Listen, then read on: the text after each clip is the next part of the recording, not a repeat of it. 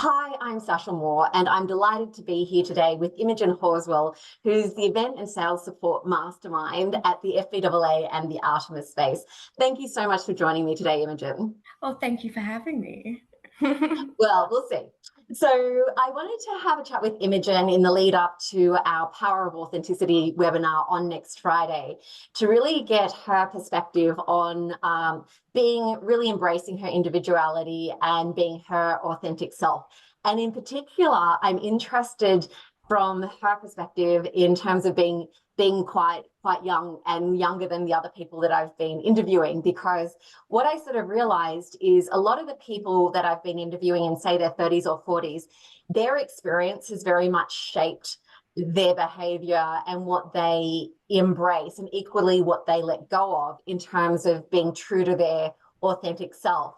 So just coming from a different generation, I'm really interested to hear from somebody younger in industry about whether authenticity is sort of a term that you think of, whether individuality is something that you just more naturally lean into because we are coming into a time where that is embraced, opposed to having more the expectation to be conformist.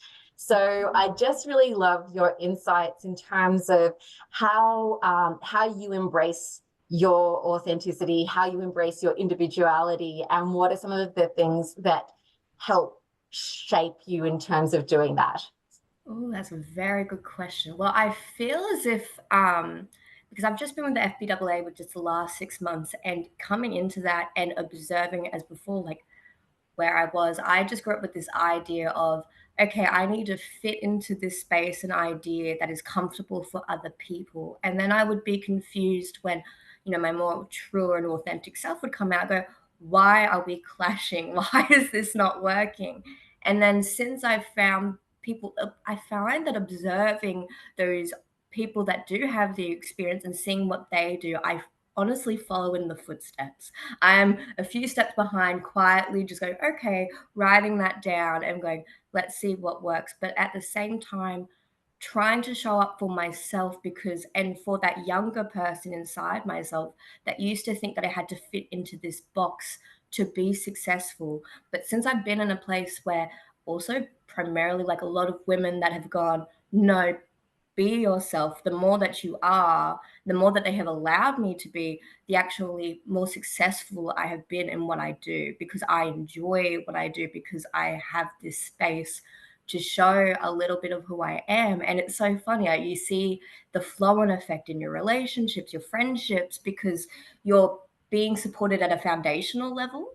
And so my authentic self, in like just turning up for myself, I look around and just embracing who I am and not being embarrassed. Because I think a lot of the time I've been embarrassed, like, oh, I like some nerdy things. I enjoy working. Like, I always used to be embarrassed that I really enjoy doing admin tasks and laminating things, things like that. But now that I'm like, this is actually a strength, not a weakness of mine.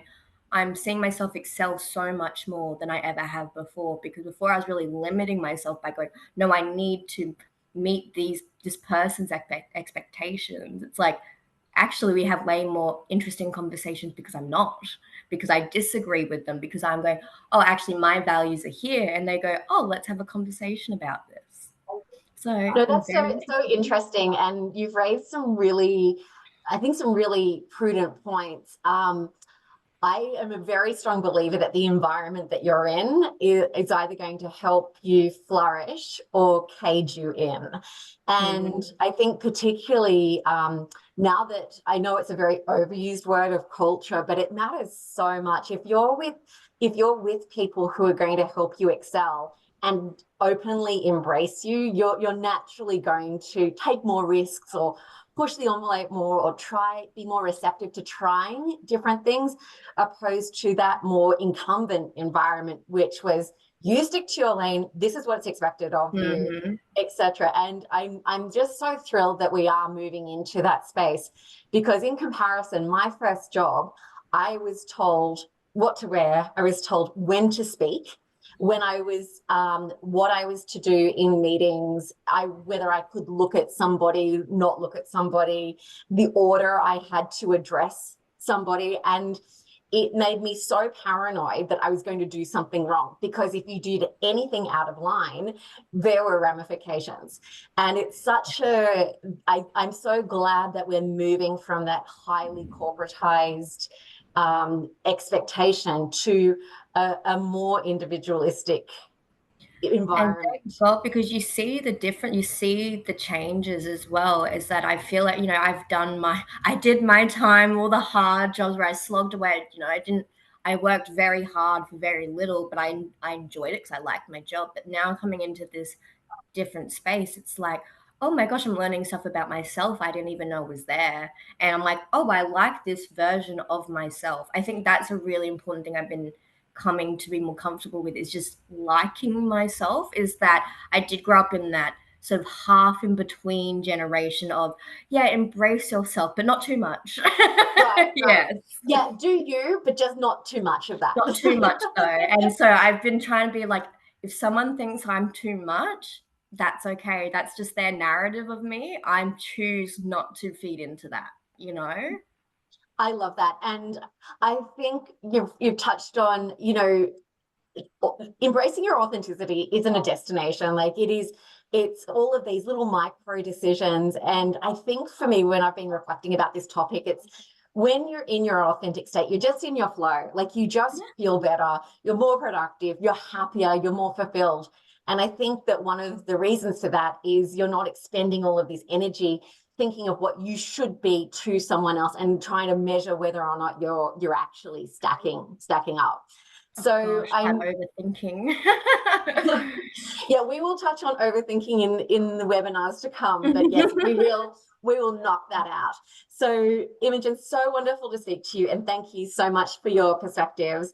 And again, everything that you're doing in the background with the FBAA and the Artemis space, for anyone who doesn't know Imogen, she's a complete gun, and she's the hands and mind behind all of the tech with these webinars that we're doing. So thank you so much for your support and for your insights.